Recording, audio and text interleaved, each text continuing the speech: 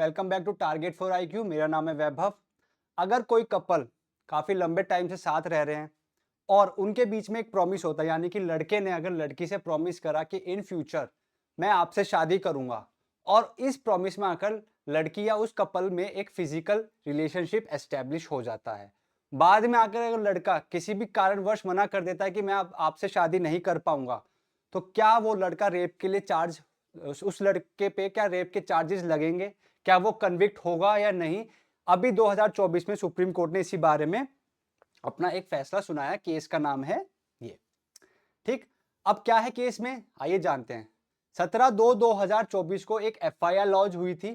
ठीक। एफआईआर किसने करी थी? रेस्पोंडेंट नंबर 2 में। देखिए, दो रेस्पोंडेंट है इस केस में। पहला respondent government of Delhi and दूसरा वो जो महिला जिसके खिलाफ रेप हुआ है। ठीक। तो महिला ने अपनी एफआईआर करी थी 17/2/2024 को, और ये एलिगेशंस लगाए थे कि वो जो महिला है वो उस लड़के के साथ रिलेशनशिप में आई थी और उनके बीच में धीरे धीरे लाइकिंग बढ़ने लगी थी। She further alleged that petitioner on pretext of marriage repeatedly established physical relationships with her। और उस लड़की ने यह भी बोला है कि बाद में लड़के ने प्रॉमिस करा था कि वो उससे शादी करेगा, और उस प्रॉमिस के तहत उस लड़की ने उस लड़के के साथ एक फिजिकल रिलेशनशिप बनाया था। But on 15/2/2024 petitioner expressed his inability, और इस तारीख को जो लड़का था यानी जिसने पेटिशन फाइल करी है कोर्ट में, उसने उस लड़की को मना कर दिया कि मैं आपसे शादी नहीं कर पाऊंगा, मेरी शादी कहीं और फिक्स हो चुकी है और मेरे पेरेंट्स नहीं मान रहे। तो इस फैक्ट्स के अंदर उस लड़की ने उस लड़के पे एफआईआर लॉन्च करा दी।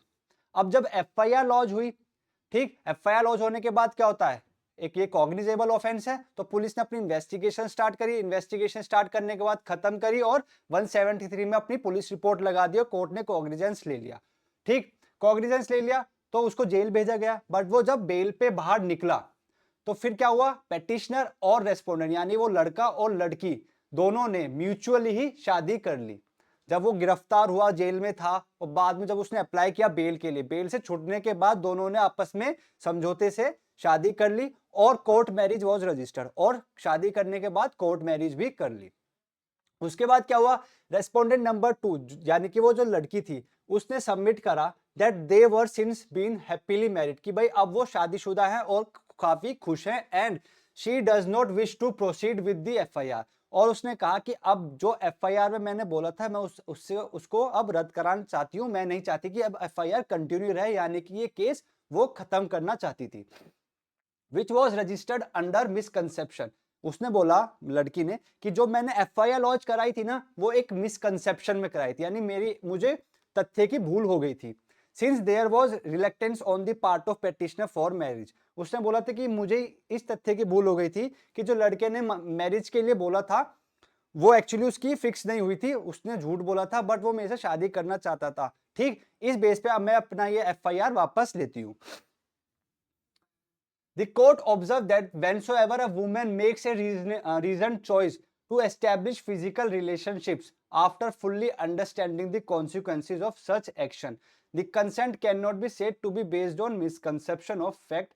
ठीक, अभी हमने जब पढ़ा था कि लड़की ने बोला था मुझे मिसकंसेप्शन हो गया, फैक्ट की भूल हुई थी, तो कोर्ट ने यही बोला है कि जब आपने चॉइस करी थी एक फिजिकल रिलेशनशिप एस्टेब्लिश करने के लिए, तो आपको ये पता था इसके फ्यूचर में क्या क्या कॉन्सिक्वेंसेस हो सकते हैं, फ्यूचर में क्या क्या परिणाम आपको देखने को मिल सकता है, ये सब आपको अच्छे से पता था।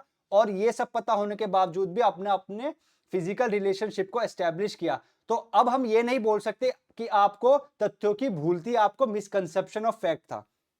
Until and unless there is clear evidence, हम जब तक नहीं मानेंगे जब तक हमें क्लियर एविडेंस नहीं मिल जाता कि जो लड़के ने प्रॉमिस की थी शादी के लिए वो एक झूठा प्रॉमिस था।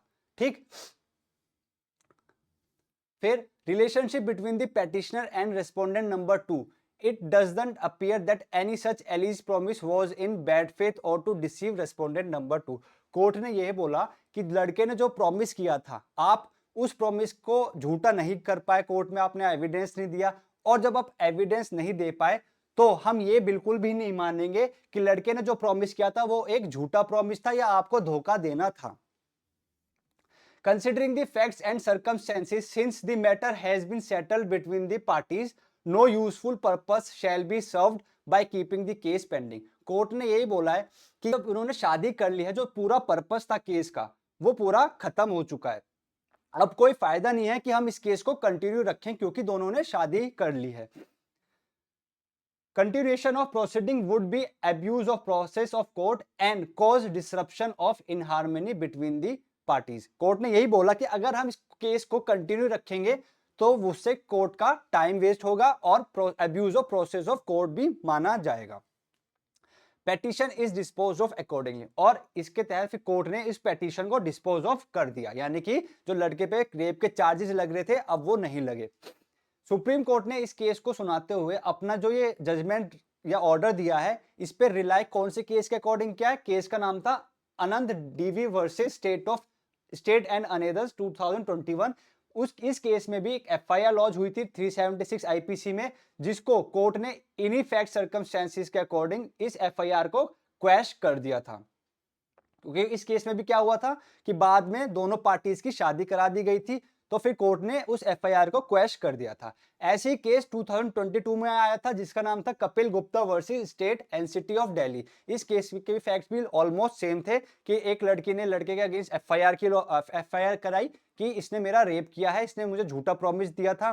बट बाद में जब केस कोर्ट में आया तो एविडेंस नहीं दे पाई लड़की कि कि ये जो प्रॉमिस था ये झूठा था या सच्चा। बाद में कोर्ट ने ये भी बोला कि अगर लड़का प्रॉमिस कर रहा है और उसकी at the time of making the promise उसकी इंटेंशन बिल्कुल सही थी, बट बाद में उसके पेरेंट्स नहीं मान रहे, तो इस फैक्ट पे कि उसके पेरेंट्स नहीं मान रहे हैं हम लड़के को रेप के चार्जेस बिल्कुल भी नहीं लगा सकते, और एफआईआर को क्वैश कर दिया था इस वाले केस में भी। तो आपके पास 3 केसेस हैं, 2021, 2022 का भी है और 2024 का भी है, रेप से रिलेटेड केस। आई होप आपको केस समझ में आया होगा। मिलते हैं नेक्स्ट वीडियो में। Thank you.